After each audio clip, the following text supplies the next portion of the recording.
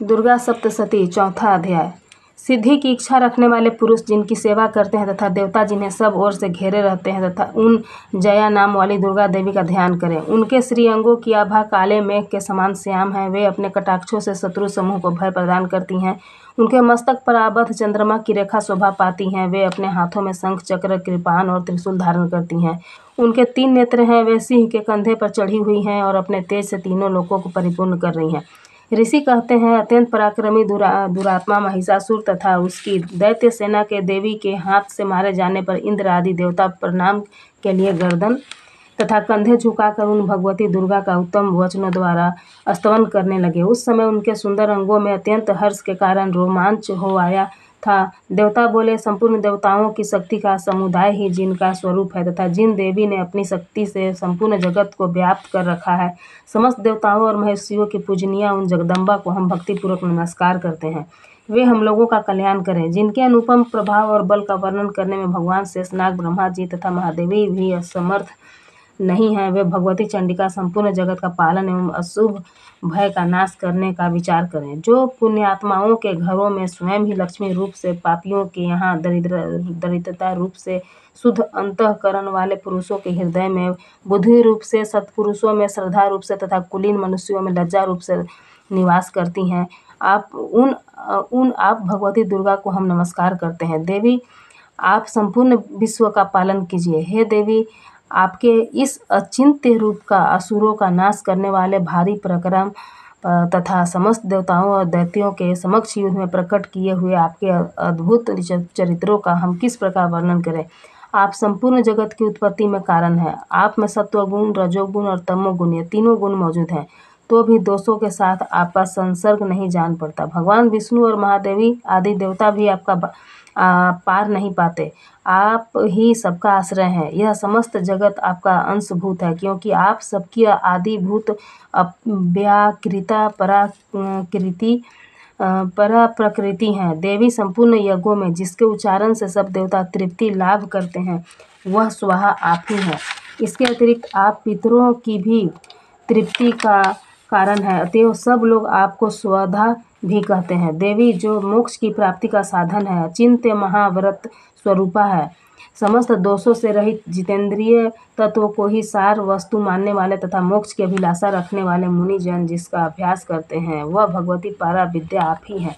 आप शब्द स्वरूपा हैं। आप अत्यंत निर्मल ऋग्वेद, यजुर्वेद तथा उद्गीत के मनोहर पदों के पाठ से युक्त सामवेद का भी आधार आप ही हैं। आप देवी त्रयी और भगवती हैं। इस विश्व की उत्पत्ति एवं पालन के लिए आप ही वार्ता के रूप में प्रकट हुई हैं। आप संपूर्ण जगत की घोर पीड़ा का नाश करने वाली हैं। देवी, जिससे समस्त शास्त्रों के सार का ज्ञान होता है, वह मेधा शक्ति आप ही है। दुर्गम भाव सागर से पार उतारने वाली नौका रूप दुर्गा देवी भी आप ही हैं। आपका कहीं भी आसक्ति नहीं है। कैटभ के शत्रु भगवान विष्णु के वक्ष स्थल में एकमात्र निवास करने वाली भगवती लक्ष्मी तथा भगवान चंद्रशेखर द्वारा सम्मानित गौरी देवी भी आप ही हैं। आपका मुख मंद मुस्कान से सुशोभित निर्मल पूर्ण चंद्रमा के बिंब का अनुकरण करने वाला और उत्तम सुवर्ण की मनोहर कांति से कमनीय है, तो भी उसे देखकर महिषासुर को क्रोध हुआ और सहसा उसने उस पर प्रहार कर दिया। यह बड़े आश्चर्य की बात है। देवी, वही मुख जब क्रोध से युक्त होने पर उदय काल के चंद्रमा की भांति लाल और तनी हुई भौहों के कारण विकराल हो उठा, तब उसे देखकर जो महिषासुर के प्राण तुरंत नहीं निकल गए, यह उससे भी बढ़कर आश्चर्य की बात है, क्योंकि क्रोध में भरे हुए यमराज को देखकर भला कौन जीवित रह सकता है। देवी, आप प्रसन्न हो। परमात्मा स्वरूप आपके प्रसन्न होने पर जगत का अभ्युदय होता है और क्रोध में भर जाने पर आप तत्काल ही कितने कुलों का सर्वनाश कर डालती हैं। यह बात अभी अनुभव में आई है, क्योंकि महिषासुर की यह विशाल सेना क्षण भर में आपके कोप से नष्ट हो गई है। सदा अभ्युदय प्रदान करने वाली आप जिन पर प्रसन्न रहती हैं, वे ही ये देश में सम्मानित हैं। उन्हीं को धन और यश की प्राप्ति होती है। उन्हीं का धर्म कभी शिथिल नहीं होता तथा वे ही अपने हष्टपुष्ट स्त्री, पुत्र और भृत्यों के साथ धन्य माने जाते हैं। देवी, आपकी ही कृपा से पुण्यात्मा पुरुष प्रतिदिन अत्यंत श्रद्धापूर्वक सदा सब प्रकार के धर्मानुकूल कर्म करता है और उसके प्रभाव से स्वर्ग लोक में जाता है। इसलिए आप तीनों लोकों में निश्चय ही मनोवांछित फल देने वाली हैं। माँ दुर्गे, आप स्मरण करने पर सब प्राणियों का भय हर लेती हैं और स्वस्थ पुरुषों द्वारा चिंतन करने पर उसे परम कल्याणमयी बुद्धि प्रदान करती हैं। दुख, दरिद्रता और भय हरने वाली देवी आपके सिवा दूसरी कौन है, जिसका चित्त सबका उपकार करने के लिए सदा ही दयार्द रहता है। देवी, इन राक्षसों के मारने से संसार को सुख मिले तथा ये राक्षस चिरकाल कालक नरक में रहने के लिए भले ही पाप करते रहे हों, इस समय संग्राम में मृत्यु को प्राप्त होकर स्वर्ग लोक में जाए। निश्चय ही यही सोचकर आप शत्रुओं का वध करती हैं। आप शत्रुओं पर शास्त्रों का प्रहार क्यों करती हैं? समस्त असुरों को दृष्टिपात मात्र से ही भस्म क्यों नहीं कर देती? इसमें एक रहस्य है। ये शत्रु भी हमारे शास्त्रों से पवित्र होकर उत्तम लोकों में जाए। इस प्रकार उनके प्रति भी आपका विचार अत्यंत उत्तम रहता है। खड़ग के तेज की पुंज की भयंकर दीप्ति से तथा आपके त्रिशूल के अग्रभाग की घनीभूत प्रभा से चौंधिया कर जो असुरों की आंखें फूट नहीं गई, उसमें कारण यही था कि वे मनोहर रश्मियों से युक्त चंद्रमा के समान आनंद प्रदान करने वाले आपके इस सुंदर मुख का दर्शन करते थे। देवी, आपका शील दुराचारियों के बुरे बर्ताव को दूर करने वाला है। साथ ही यह रूप ऐसा है जो कभी चिंतन में भी नहीं आ सकता, जिसकी कभी दूसरों से तुलना भी नहीं हो सकती, तथा आपका बल और पराक्रम तो उन दैत्यों का भी नाश करने वाला है जो कभी देवताओं के पराक्रम को भी नष्ट कर चुके थे। इस प्रकार आप अपने शत्रुओं की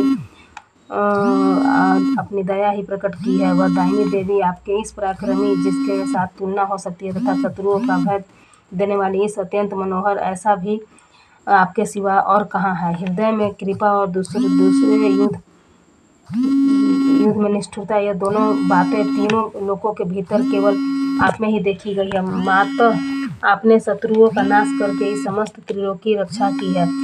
उन शत्रुओं को भी युद्ध भूमि में मारकर स्वर्गलोक में पहुंचाया है तथा उन्मत्त दैत्यों से प्राप्त होने वाले हम लोगों के भय को भी दूर किया है। आपको हमारा नमस्कार है। देवी, आप शूल से हमारी रक्षा करें। अंबिके, आप खड़ग से भी हमारी रक्षा करें तथा घंटा की ध्वनि और धनुष की टंकार से भी हम लोगों की रक्षा करें। चंडिके, पूर्व, पश्चिम और दक्षिण दिशा में आप हमारी रक्षा करें तथा ईश्वरी, अपने त्रिशूल को घुमाकर आप उत्तर दिशा में भी हमारी रक्षा करें। तीनों लोकों में आपके जो परम सुंदर एवं अत्यंत भयंकर रूप विचरते हैं, उनके द्वारा भी आप हमारी इस तथा इस भूलोक की रक्षा करें। अंबिके, आपके कर पल्लवों में शोभा पाने वाले खड़ग, शूल और गदा आदि जो अस्त्र हैं, उन सब के द्वारा आप सब ओर से हम लोगों की रक्षा करें। ऋषि कहते हैं, इस प्रकार जब देवताओं ने जगन्माता दुर्गा की स्तुति की और नंदन वन के दिव्य पुष्पों और एवं गंध, चंदन आदि के द्वारा उनका पूजन किया, फिर सबने मिलकर जब भक्तिपूर्वक दिव्य धूपों की सुगंध निवेदन की, तब देवी ने प्रसन्न वदन होकर प्रणाम करते हुए सब देवताओं से कहा। देवी बोली, देवताओं, तुम सब लोग मुझसे जिस वस्तु की अभिलाषा रखते हो उसे मांगो। देवता बोले, जब भगवती हमारी सब इच्छा पूर्ण कर दी, अब कुछ भी बाकी नहीं है, क्योंकि हमारा यह शत्रु महिषासुर मारा गया। महेश्वरी, इतने पर भी यदि आप हमें और वर देना चाहती हैं तो हम जब जब आपका स्मरण करें तब तब आप दर्शन देकर हम लोगों के महान संकट दूर कर दिया करें तथा प्रसन्नमुखी अंबिके, जो मनुष्य इन स्तोत्रों द्वारा आपकी स्तुति करे, उसे वित्त, समृद्धि और वैभव देने के साथ ही उसकी धन और स्त्री आदि संपत्ति को भी बढ़ाने के लिए आप सदा हम पर प्रसन्न रहें। ऋषि कहते हैं, राजन, देवताओं ने जब अपने तथा जगत के कल्याण के लिए भद्रकाली देवी को इस प्रकार प्रसन्न किया, तब वे तथास्तु कहकर वहीं अंतर्धान हो गई। भूपाल, इस प्रकार पूर्व काल में तीनों लोकों का हित चाहने वाली देवी जिस प्रकार देवताओं के शरीर से प्रकट हुई थी, वह सब कथा मैंने कह सुनाई। अब पुनः देवताओं का उपकार करने वाली वे देवी दुष्ट दैत्यों तथा शुंभ निशुंभ का वध करने एवं सब लोगों की रक्षा करने के लिए गौरी देवी के शरीर से जिस प्रकार प्रकट हुई थी, वह सब प्रसंग मेरे मुँह से सुनो। मैं उसका तुमसे यथावत वर्णन करता हूँ। इस प्रकार चौथा अध्याय पूरा हुआ।